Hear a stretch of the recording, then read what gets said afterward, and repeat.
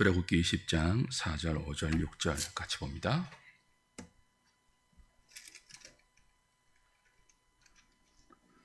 구약성경 112페이지 출애굽기 20장 4절, 5절, 6절. 너를 위하여 새긴 우상을 만들지 말고 또 위로 하늘에 있는 것이나 아래로 땅에 있는 것이나 땅 아래 물속에 있는 것에 어떤 형상도 만들지 말며 그것들에게 절하지 말며 그것들을 섬기지 말라.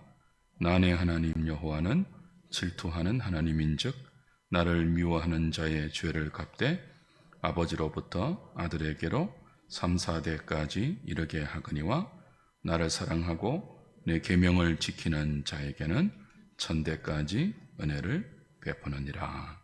아멘. 대열이 문답 110문 할 차례입니다. 대열이 문답이 10계명을 성도의 삶의 표준, 우리가 어떻게 살아야 하는가에 대한 가이드라인으로 제시하고 그 내용을 구체적으로 하나씩 설명하고 있는데요. 10계명을 설명하는 방식이 공통적인 하나의 원리를 가지고 있다고 했죠.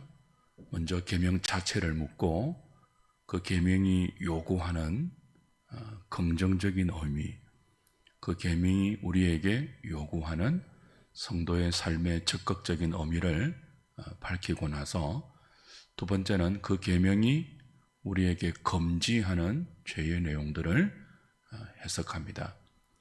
그리고 그 계명에 부과된 내용이 있는 경우는 마지막으로 왜 이런 부과된 설명이 계명에 덧붙여 있는지를 살피는 그런 구조로 대열이 문답은 10계명을 해석해 나가고 있습니다.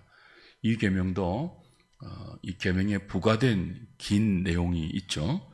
그래서 오늘 110문은 바로 이 부과된 내용이 어떤 의미로 부과되어 있고 또 그것이 우리에게 명령하는 뜻은 무엇인지를 설명해 주고 있습니다.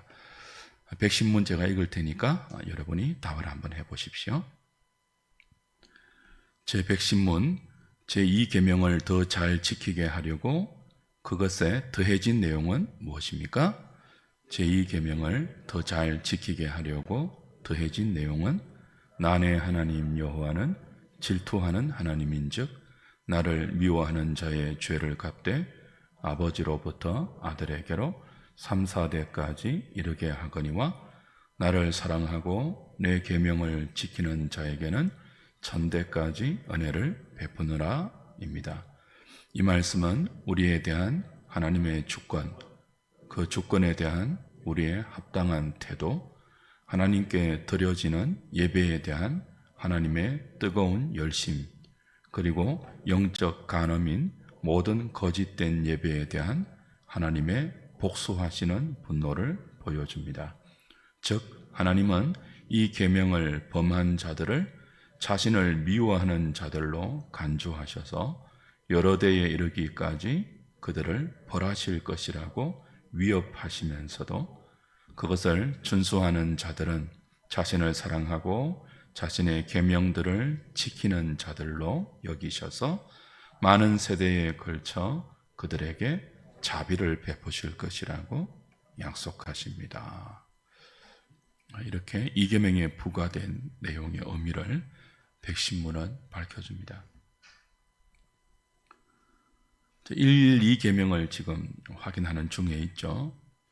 1계명은 나 외에 다른 신을 섬기지 말라, 우상 숭배에 대한 근본적인 금지의 명령이었다면 이 계명은 형상을 너를 위해서 새긴 우상을 만들지 말라, 그리고 그 형상에 절하지 말라는 계명이었잖아요. 이 계명은 형상과 관계되어 있습니다. 이 말은 우리가 이미 배웠지만 다른 어떤 피조물의 형상을 만들어서 거기에 절하지 말라 정도의 의미가 아니라고 했죠. 그렇게 해석하면 1계명이 되어버려요. 우상 숭배를 금지하는 계명이 1계명이었잖아요. 그래서 2계명에 나오는 너를 위하여 새긴 우상을 만들지 말라라는 이 계명은 다른 어떤 신을 형상화해서 거기에 절하지 말라는 단순한 우상 숭배의 금지가 아니라 하나님을 형상화하지 말라는 계명이었죠. 그러니까 하나님을 우상처럼 섬기지 말라는 의미입니다. 그 형상을 왜 만드는지는 이미 수차례 우리가 확인한 바 있습니다. 하나님은 형상으로 제한될 수 없는 분이죠. 그리고 형상을 만드는 것은 그 근본적인 동기가 자신을 위해서입니다. 전부. 자신의 욕망을 반영하는, 자신의 이해의 수준 아래에서 신을 형상화하고 그 형상화된 신에게 빌죠. 소원을 빌고 희망을 투영하면서 종교성을 발휘하는 것. 그러니까 하나님을 그렇게 믿지 말라는 계명이 이 계명입니다. 하나님을 보이는 형상으로 만드는 순간 우리 신성 모독에 해당된다는 사실을 유념해야 합니다. 어떤 형상에 가두어 둘 수 없는 분 아닙니까? 우리가 잘 이해할 수 있는 범위의 수준 아래에서 하나님 이런 분이야 라고 겉으로든 속으로든 정해서 그런 하나님을 우리가 섬기고 있다면 하나님을 굉장히 제한하는 것이고 축소하는 것이고 광대한 하나님을 모독하는 것임을 유념해야 돼요. 그래서 기독교 신앙은 형상을 만들지 않는, 그 형상을 만드는 자리에 말씀으로 채우는 그런 요구가 바로 이 계명입니다. 자, 해설로 들어가 보겠습니다. 이 계명에 부과된 의미가 내용이 어떤 의미인지를 해설로 한 번씩 살펴보죠. 1번입니다. 제2계명을 더 잘 지키게 하려고 더해진 내용은 나의 하나님 여호와는 질투하는 하나님인즉 나를 미워하는 자의 죄를 갚되 아버지로부터 아들에게로 3, 4대 이르게 하거니와 나를 사랑하고 내 계명을 지키는 자에게는 천대까지 은혜를 베푸느니라 입니다. 첫 번째 부과된 내용은 하나님의 질투에 관계된 것이고요. 두 번째 부과된 내용은 경고와 약속이죠. 이 계명을 어기는 자는 3, 4대까지 죄를 갚겠다. 죄를 보복하겠다. 갚는다는 말은 복수한다는 뜻이에요. 그러니까 하나님이 이런 표현을 쓰실 수 있느냐라고 말할지 모르겠지만 우리의 수준에서 이렇게 설명을 하시는 거죠. 우리가 알아들을 수 있는 수준으로 표현하시는 거죠. 경고입니다. 3, 4대까지 이 계명을 어기는 자는 죄를 갚겠다. 질투하는 하나님의 성품으로 죄를 갚겠다. 경고하시고요. 또 하나는 무엇입니까?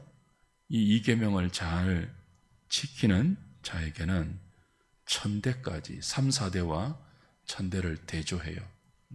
그러니까 무한한 자비와 무한한 은혜를 베풀겠다라고 해서 이 계명에 얼마나 하나님이 마음을 쏟고 있는지를 이 부과된 내용을 통해서 보여주세요. 그러니까 하나님을 형상화하지 않고 다른 말로 하면요, 말씀대로만 잘 믿으면 어떤 눈에 보이는 동기나 우리의 오감을 자극하는 그런 것 없이도 계시된 말씀대로 하나님을 잘 섬기고 사랑하고 믿고 그분을 예배하면 무한한 은혜를 베푸시겠다는 약속이 이 계명에 부과된 내용의 의미죠. 무한한 은혜. 어기면요 3, 4대까지 보복. 경고인데 무한한 은혜에 비하면 굉장히 적잖아요. 그만큼 뭐예요? 복 주시기를 원하고 말씀대로 믿는 신앙을 하나님이 얼마나 기대하시고 좋아하시고 거기에 얼마나 많은 복을 준비해 놓고 있다는 사실을 이 계명에 부과된 내용이 우리에게 가르쳐주고 있죠. 2번 보십시오. 가장 먼저 이 부과된 내용은 우리에 대한 하나님의 주권을 알려줍니다. 보복하시고 은혜를 주시는, 질투까지 하시는 하나님은 우리의 주권자다. 보복과 은혜 베푸심이 그분의 주권에 달려있고, 그렇죠?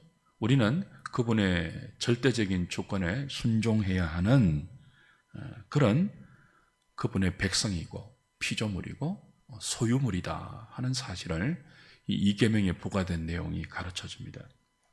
하나님은 우리 위에 계시죠. 그리고 절대적이고 불변하는 권위를 갖고 우리를 대하십니다. 만만한 친구가 아니에요. 동창생이 아니에요. 친근한 이웃 정도가 아니에요. 아무리 하나님께서 우리에게 자신을 열고 자신을 낮추어서 우리에게 가까이 다가오시며 사랑으로 다가오신다고 해도 그분은 절대자예요. 우리는 피조물이고요. 이 절대자 하나님과 피조물된 우리 인생 사이에는요, 건널 수 없는 위치적 신성한 갭이 있습니다. 맞먹으려고 하면 안 된다는 거예요. 그래서 하나님은 우리 수준으로 낮추는 형상화를 금지하시는 거예요.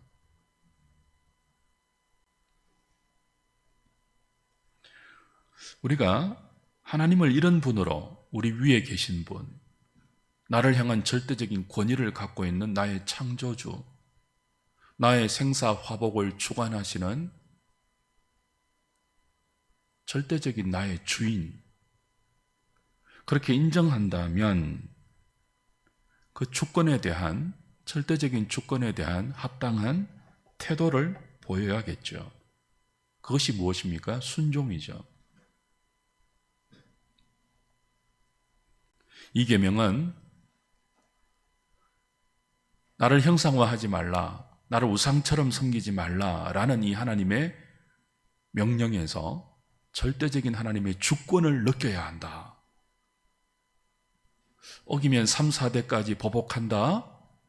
잘 지키면 1000대까지 복을 줄게 라고 말씀하시는 그 부과된 내용까지 첨언해서 우리에게 말씀하시는 그 하나님이 친구가 아니라, 거래의 대상이 아니라, 만만한 이웃이 아니라 절대적인 주권자임을 기억하라는 거예요. 그것이 계명에 순종하는 우리의 합당한 태도로 나타나야 함을 가르쳐 줍니다. 3번 같이 읽겠습니다. 시작. 하나님의 권위와 절대 주권에 대한 성도의 마땅한 태도는 가장 먼저 그분을 예배하는 예배에서 하나님이 가르쳐 주시고 제정해 주신 예배의 방식이나 원리를 받아들이고 지키고 준수하는 순종의 모습으로 나타나야 합니다. 사람들은 종종 하나님을 예배하든지 말든지, 또는 예배할 때 어떤 방식으로 예배하든지 크게 상관하지 않는 분으로 오해하지만, 스스로 경배받기를 원하시는 하나님은 우리의 예배에 무관심하지 않으시고 질투하는 열심을 갖고 계십니다. 절대 주권자 하나님에 대한 우리의 마땅한 태도는 순종인데, 그 순종이 우리의 삶에서 나타나는 동시에 예배에서, 그죠? 예배에서도 가장 잘 나타나야 한다는 거예요. 이미 우리가 배웠죠? 적극적으로 이 계명이 요구하는 의무와 또 우리에게 금지하는 죄의 내용들을 살필 때, 우리가 정말 이 하나님의 절대적인 주권이 우리에게 명령하는 나를 형상화하지 말라, 나를 우상처럼 대하지 말라, 나를 다른 잡신처럼 섬기지 말라 하는 이 계명에 담긴 하나님의 절대적인 권위를 인정한다면, 그분을 예배할 때도요, 하나님께서 우리에게 직접 가르쳐 주신 예배의 원리가 있잖아요. 예배의 방식이 있잖아요. 그것을 받아들이고 인정하고 지키고 준수하는 열심을 보여야 한다. 그런 뜻이죠. 자유주의 신학은 하나님의 광대하심, 넓은 아량을 강조하면서 우리가 어떻게 하나님께 나가든지 크게 신경 쓰지 않는다, 진심만 바치면 된다라고 종교성을 자극해요. 그래서 우리 조상들이 새벽에 일어나 정한수에 자신의 몸을 정결하게 씻고 천지신명께 빌듯이 지성을 드린 그런 종교적인 정성도 일종의 예배라고 인정해 주죠.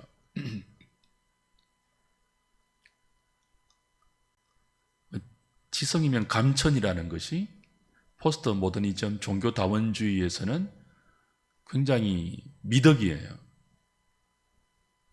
그런 종교성도 그런 하늘을 감동시키는 인간의 노력과 정성을 하나님은 귀히 보신다고 하죠. 그러나 그렇지 않습니다. 하나님은 우리의 예배에 무관심하지 않고 우리가 드리는 지극 정성에만 관심을 가지시는 그런 분이 아니에요. 당신이 우리에게 가르쳐 주신 하나님의 섬기는 방식이 있잖아요. 당신이 우리에게 친히 제정해 주신 하나님께 나아가 예배할 때 예배의 원리가 있잖아요. 그대로 하지 않으면 분노하시고 그대로 하지 않으면 모욕감을 느끼시며 마치 우리가 하나님을 잡신으로 대하듯이 대한다는 모욕감을, 모멸감을 느끼면서 질투하는 분이에요. 우리의 예배의 하나님은 열심을 가지고 관찰하고 계십니다. 우리 매일 주일 낮예배 드릴 때 제가 요한복음 4장을 읽지 않습니까? 하나님이 이렇게 예배하는 자들을 찾으시잖아요. 영과 진리로 예배하는 자들 말입니다. 그 영과 진리로 예배하는 그 의미가 구약의 많은 다양한 그림 언어로 예표적인 우리가 이해할 수 있는 수준으로 많이 설명해 주셨잖아요. 그것들을 신약 성경과 잘 연결시켜서 우리 개혁 교회는 또 믿음의 선조들은 예배 모범이라든지 요리문답이라든지 신조에 담아서 우리에게 가르쳐 주었고 우린 이 믿음의 보물 같은 유산을 잘 배우면서 하나님을 예배할 때 어떻게 예배하고 그분을 섬길 때 어떻게 섬기고 그분을 믿을 때 어떻게 믿는 것이 하나님이 기뻐하시는 것인지를 확인하고 있는 것입니다. 4번 보십시오. 그 이계명에 부과된 내용 중에 첫 번째는 하나님은 질투하는 분이라고 스스로 천명하는 거죠. 너희들은 너희를 위해서 우상을 새기지 말고 땅 위에나 땅 아래나 물속에 있는 어떤 형상이든지 만들어서 그것들에게 절하지 말라라고 하시면서 내가 질투하는 하나님이기 때문이다라고 부과하잖아요. 밝히잖아요. 그러니까 이 계명을 주신 그 하나님이 질투하는 분임을 가르쳐 주세요. 이 질투는 감정이잖아요. 질투는 이성이 아니에요. 질투는 폭발하는 감정이거든요. 근데 어떤 감정의 기인에서 나타나는 현상이 질투입니까? 사랑이에요. 사랑할 때 그 사랑하는 대상이 자기의 사랑에 만족스러운 반응을 보이지 못하고 자기의 사랑을 배신하고 내가 아닌 다른 대상에 그 사랑의 감정을 쏟을 때 질투라는 폭발적인 감정이 자결하죠. 그러니까 하나님이 질투하는 분으로서 이 계명을 주신다는 말은 우리를 뭐 한다는 뜻이에요? 사랑한다는 뜻이에요. 야, 너희들 이것도 하지 마라. 이것도 하지 마라. 그렇게 하면 안 돼 라고 하는 게 뭐예요? 사랑의 요구를 하는 거예요. 그러니까 그 사랑으로 이 계명을 해석한다면 너무 감격스러운 거죠. 나 같은 것을 질투하다니. 여러 번 수차례 우리가 확인했잖아요. 우리가 무슨 질투할 만한 가치가 있습니까? 근데 이런 우리를 질투하시면서 이런 우리에 대해서 질투의 감정을 폭발시키면서까지 사랑으로 대하신다는 거예요. 무엇으로 대하지 않고요? 재판관으로 대하지 않고 엄격한 재판관으로 잘하면은 상을 주고 못하면은 상응하는 무거운 벌을 주는 그래서 재판장의 옷을 입고 법정에 앉아서 딱딱딱 두드리는 그런 분이 아니라 질투까지 하시면서 우리를 사랑하시는 분이라는 거예요. 그 사랑이 구체적인 계명으로 요구되고 있다는 거죠. 그러니까 이 계명의 대상이 된다는 것은 너무 큰 복이에요. 나를 형상화하지 말라는 것은 뭐예요? 제대로 좀 사랑해줘, 그런 뜻이에요. 나를 우상처럼 취급하지, 이 잡신처럼 형상으로 만들지 않으면 표현이 안 되는 너희들이 만들어낸 그 헛상, 있지도 않는 우상, 그처럼 취급하지 말고 너희들에게 구체적으로 말씀하시면서 너희들을 지으시고 너희들의 생사복을 주관하시면서 지금도 생명과 복으로 인도하기 위해서 모든 열심을 기울이시는 그 하나님께 사랑으로 반응하라는 요구죠. 나를 나처럼 인정해주면 안 되겠니? 나를 정말 절대 주권자로 인정하고 그 절대 주권이 너희를 향한 사랑으로 응축되어서 은혜란 이름으로 너희들에게 쏟아 부어지고 있는 것에 제대로 좀 반응하면 안 되겠니? 형상 만들면 안 되잖아. 이 말이죠. 그래서 하나님의 질투는요, 우리의 질투와 다릅니다. 4번. 우리는 언제 질투해요? 순수한 사랑의 감정에서 질투하기도 하지만 타락한 이후에 우리의 지성과 감정과 의지가 부패하고 왜곡되고 썩었지 않습니까? 그래서 우리의 질투는요, 그릇된 질투가 대부분이죠. 다른 사람이 나보다 잘 될 때, 나보다 잘 나갈 때, 나보다 인정받을 때, 분명히 학교 다닐 때는 나보다 공부도 못하고 찌질이었는데 신랑 잘 만나서 나보다 떵떵거리고 살 때 질투심이 일어나죠. 우리의 질투는요, 다른 사람에 대한 시기, 사촌이 논을 사면 배가 아프는 그런 종류의 죄악된 질투죠.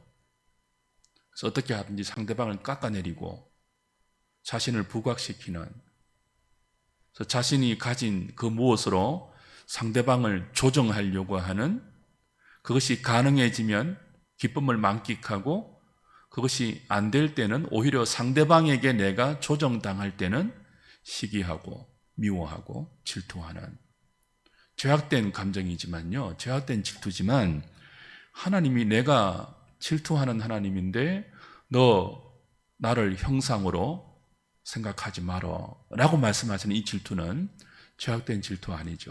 진리에 대한, 그리고 하나님의 하나님 되심을 파괴하는 것에 대한 본질적인 질투예요. 진리에서 촉발되는 질투예요.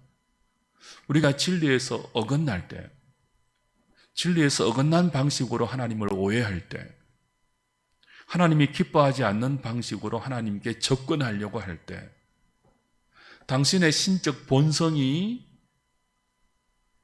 질투를 바라는 거죠. 본질적인 질투입니다.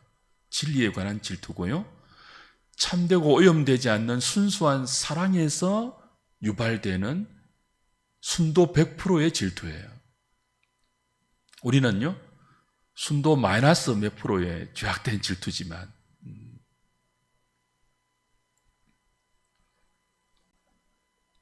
그래서 우리는 거짓된 예배, 거짓된 신앙에 보이시는 하나님의 질투하는 사랑과 진리에 대한 열심을 이 계명을 통해서 배워야 합니다. 그래서 우리의 신앙, 우리의 예배에 이런 것들을 추구해야 되죠. 진지하면서도 기쁨과 감격이 있는 예배, 기쁨이 넘치면서도 경박하지 않는, 하나님이 가르쳐 주신 영과 진리로 드리는 참된 예배를 더욱 배우고 사모해야 하는 그런 마음을 이 계명에 부과된 내용이 가르쳐 주고 있습니다. 왜 우리가 자꾸 말씀을 강조할까요? 언젠가 그 이북에서 내려오신 분이 이런 말씀을 하시더라고요.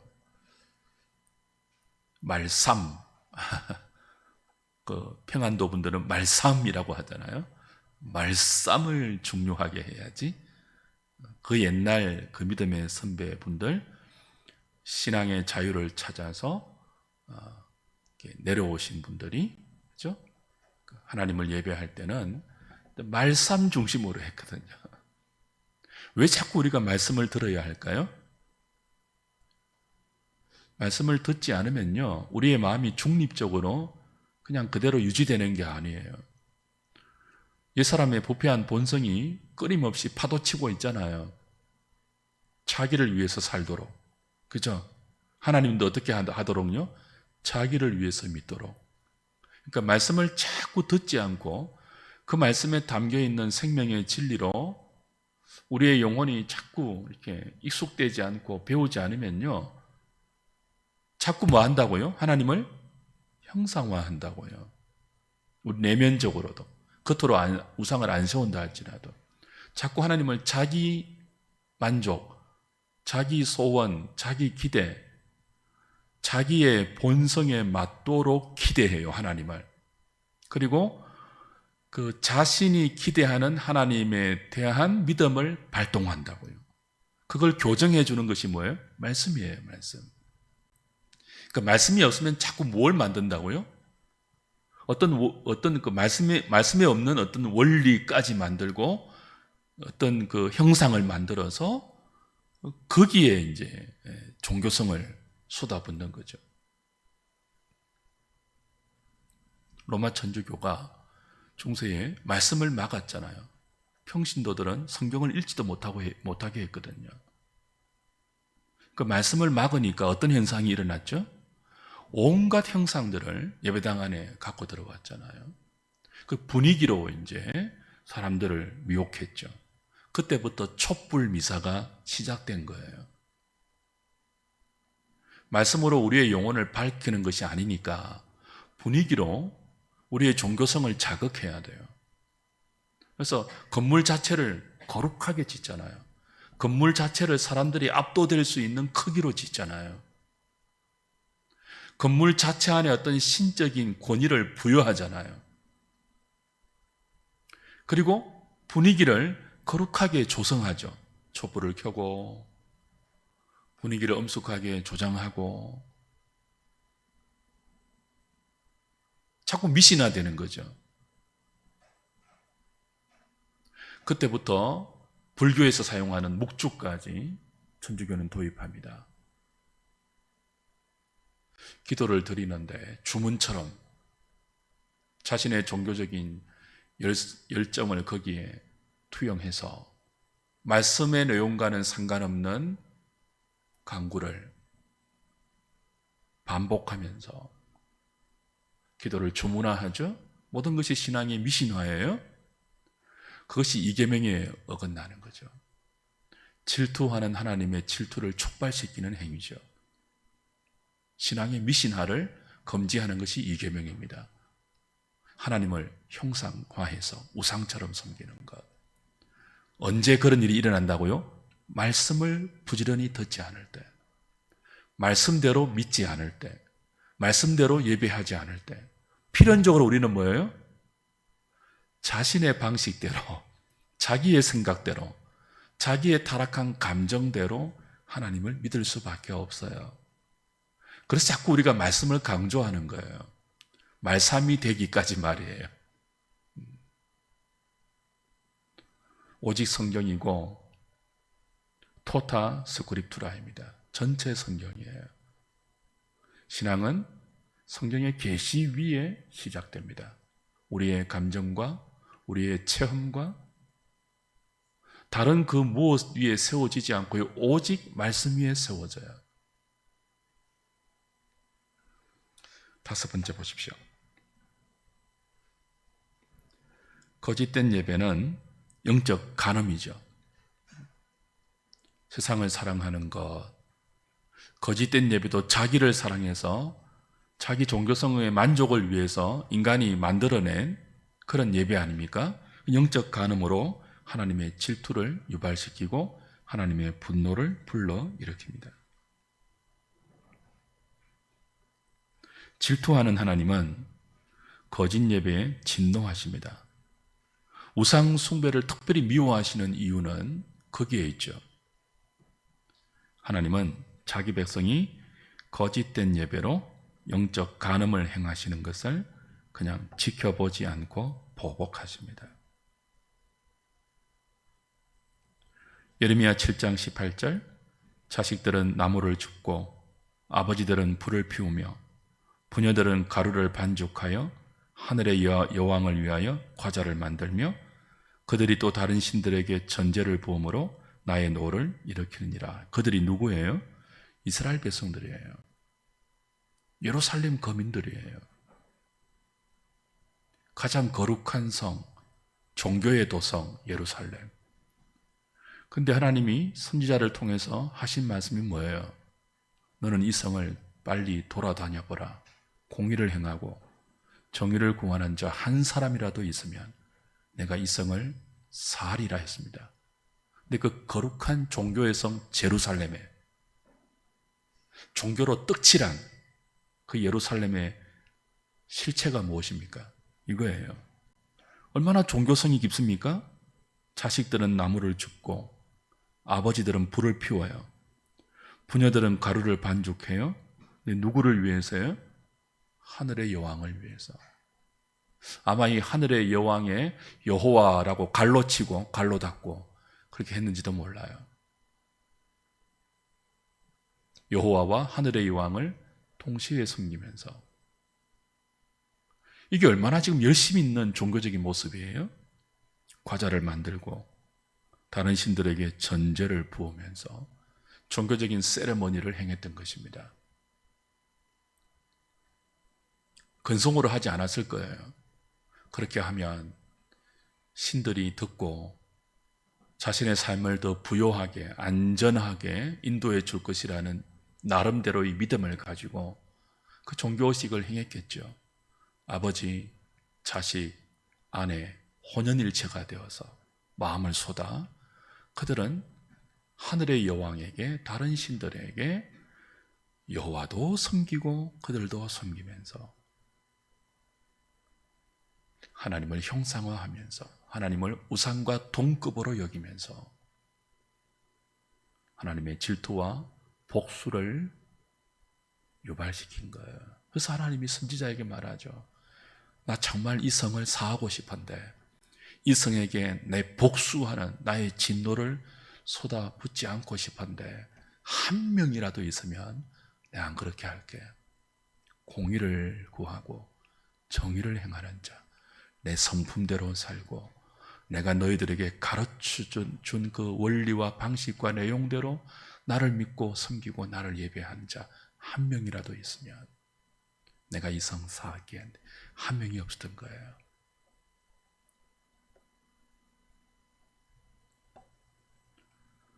신명기 32장 16절 보십시오. 그들이 다른 신으로 그의 질투를 일으키며 가증한 것으로 그의 진노를 격발하였도다. 이스라엘의 미래를 모세를 통하여서 하나님께서 이렇게 예언해 주었죠. 이게 이스라엘 역사 가운데 현실로 이루어졌죠. 만약 우리가 이런 성경의 진수를 믿는다면 질투하는 하나님, 그래서 순도 100%의 사랑의 반응으로 우리가 그릇된 예배나 그릇된 신앙을 가지고 하나님을 우상처럼 생각할 때 질투하시고 거기에 따르는 보복, 이건 우리의 복수와는 차원이 달라요. 그 악에 대한 진리가 손상되고 하나님의 하나님 되심이 손상되는 것에 대한 보복, 그 선포할 수밖에 없는 그런 하나님을 믿는다면 우린 훨씬 더 진중한 믿음을 가져야 합니다. 훨씬 더 우리의 예배와 하나님을 섬기는 모습에 대한 자기 돌아봄을 행해야 합니다.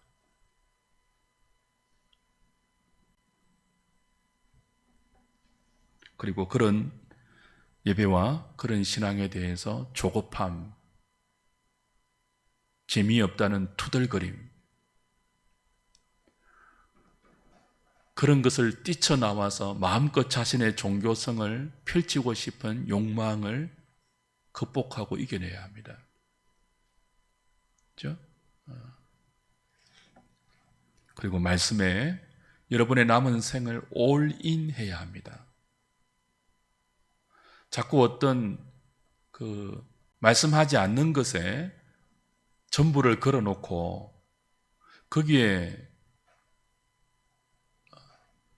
어떤 성부를 보시려고 하지 말고요. 우리에게 계시해 주신 이 객관적인 말씀이 있고 객관적인 진리의 모본이 있잖아요. 여기에 여러분의 남은 생을 거는 올인해 보시라고요. 질투하기까지 우리를 사랑하신 하나님의 사랑이 어떻게 듬뿍 담긴 은혜로 우리의 삶의 열매로 주어지는지를 기대하시면서 그렇게 한번 해보시라는 거죠.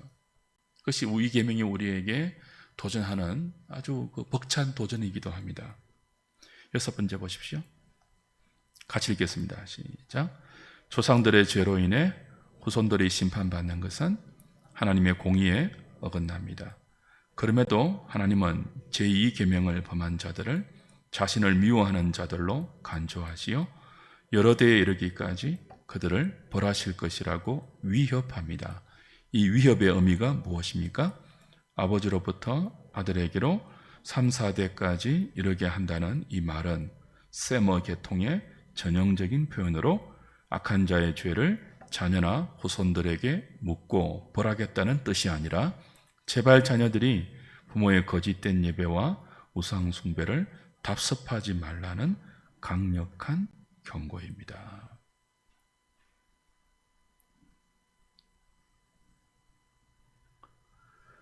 하나님께서 조상들의 죄를 자손에게 묻는 분이 아니죠.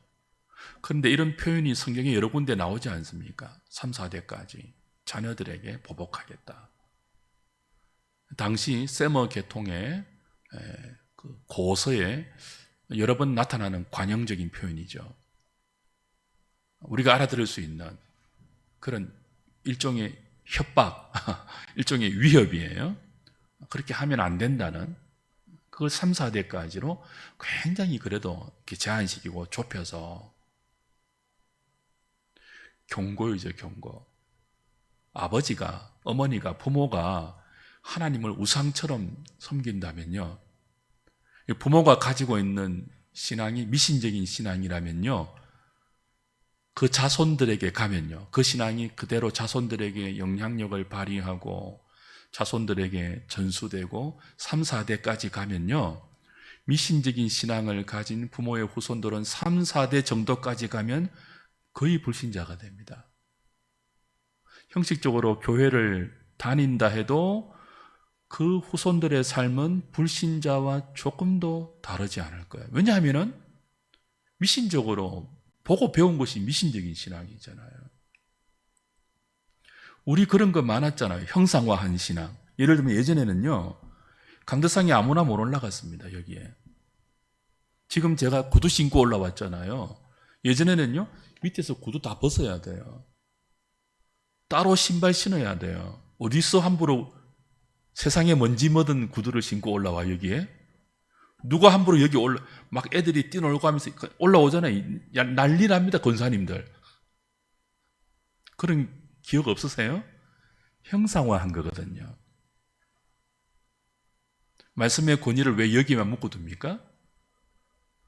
살면서는 자기 마음대로 살면서 가야 할 곳, 가지 말아야 할 곳, 넘어야 할 곳, 넘지 말아야 할 곳 무시하고 자기 마음대로 살면서 여기 와서는 뭐예요? 딱 선을 그어놓고 이것만 지키면 거룩함을 지킨다고 축소하고 왜곡하고 하나님의 하나님 되심을 인간 수준으로 전락시키는 거죠. 자꾸 이 예배당을 성전이라고 그랬잖아요. 이게 무슨 성전입니까? 예배 드리는 장소, 예배당이죠. 여기에 무슨 미신적인 어떤 권위가 있거나, 예? 여기에 어떤 다른 건물과 다른 신성한 기운이 깃들어 있습니까? 그렇지. 그냥 예배 드리는 장소예요. 물론, 우리가 특별한 영적인 의미를 부여할 수는 있겠지만 그런 것들이 일종의 뭐라고요? 형상화라고요. 그렇게 형상화시키지 않으면 우리의 신앙이 자극되지 않는 것이 미신적인 신앙이에요. 그 자리를 무엇으로 채우라고요? 끊임없이 들리는 말씀으로 채워야죠. 이렇게 정해놓지 않아도요. 강대상에는 신발 벗고 그렇게 안 정해놓아도요. 하나님의 말씀을 듣고 우리의 삶에 하나님이 하지 말라는 것, 하나님이 정말 질투하기까지 우리에게 기대하고 소원하시는 그것, 그리고 우리의 삶에서 우리의 몸으로, 입술로, 말로 일거수일투족으로 펼쳐내라는 거예요. 말씀을 듣고. 그걸 안 하는 순간 자꾸 뭘 만든다고요? 형상화 작업을 한다고. 이런 식의.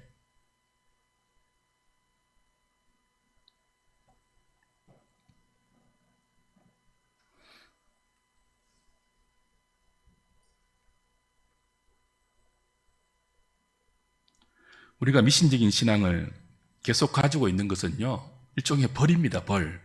3, 4대까지 보복하겠다고 했잖아요.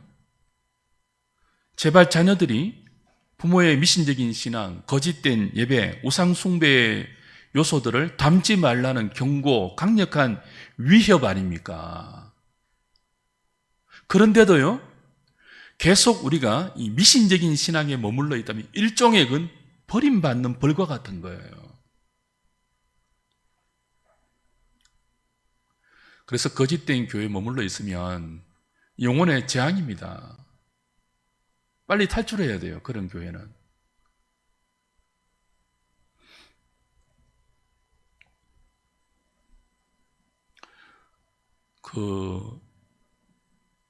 입술로 성전 이런 말씀 하지 말고요. 그게 자꾸 의식화되거든요. 우리가 성전이에요. 우리가 성령을 모신 거룩한 성전이라고요. 우리를 깨끗하게 여러분을 신성화하세요. 경건의 모양은 있지만 경건의 능력은 없는 자에게서 돌아서서 만나면 세상의 욕망을 부추기는 인생과는 돌아서서 하나님의 진리를 추구하는 자와 말씀의 교제를 나누면서 여러분이 걸어다니는 성전이 되셔야죠. 왜 자꾸 교회 건물을 성전화하면서 스스로 미신적인 신앙에 갇혀 있으려고 하십니까? 그거 회파해야 되죠. 마지막 7번입니다. 같이 읽겠습니다. 시작. 그럼 나를 사랑하고 나의 계명을 지키는 자에게 천대까지 은혜를 베풀겠다는 약속에서 천대는 무슨 의미일까요? 이 말도 문자적인 천세대가 아니라 수많은 세대를 의미합니다. 우리를 향한 하나님의 뜻은 저주가 아니라 은혜입니다. 순종하는 자에게 천대까지 복을 주시겠다는 하나님의 약속에서 우리는 하나님께서 당신의 뜻대로 예배하는 자들을 얼마나 귀하게 여기시는지를 알 수 있습니다. 우리가 만약 하나님께서 귀하게 보시는 예배자가 되기를 소원한다면 하나님을 예배하는 일과 그와 관계된 모든 문제에 대해 더욱 진지하게 마음을 써야 하며 의식적으로 조심해야 합니다. 예배에 대한 나의 태도와 자세와 마음을 돌아봅시다. 형상화하지 말라, 질투한다, 그리고 위협한다, 그리고 천대까지 복을 약속한다 하는 이 계명에 부과된 내용은 하나님께서 얼마나 우리에게 은혜를 주시기를 간절히 원하고 있는지를 가르쳐 주죠. 하나님의 뜻은 저주가 아니라 보복이 아니라 복과 은혜입니다. 제발 형상화하지 말라는 당부예요. 신신당부죠.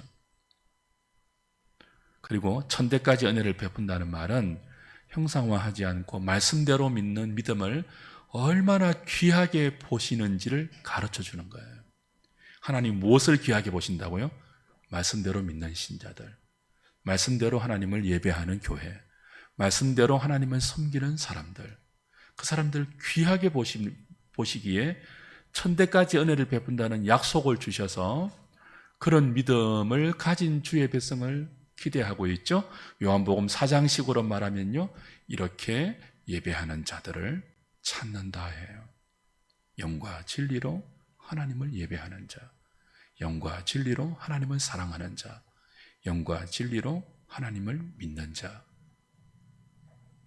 육신을 따르지 않고 영을 따라서 율법의 요구에 도달하려고 하는 자, 자신을 위해서 믿지 않고 하나님과 이웃을 위해서 신앙을 정진하는 자, 천대나 은혜를 주신대요. 제발 그런 믿음을 가져라, 뭐 그런 뜻이에요.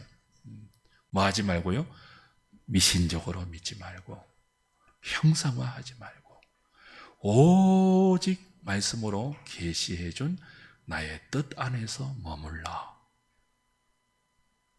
세상이 너희들을 책임지지 않고 내가 책임져 줄게. 이 계명이에요. 이번 한 주간 그렇게 하나님이 기뻐하는 말씀 신앙을 가지고 주님의 보관에 잘 머무시는 순종하는 한 주간 될 수 있기를 주님의 이름으로 축복합니다.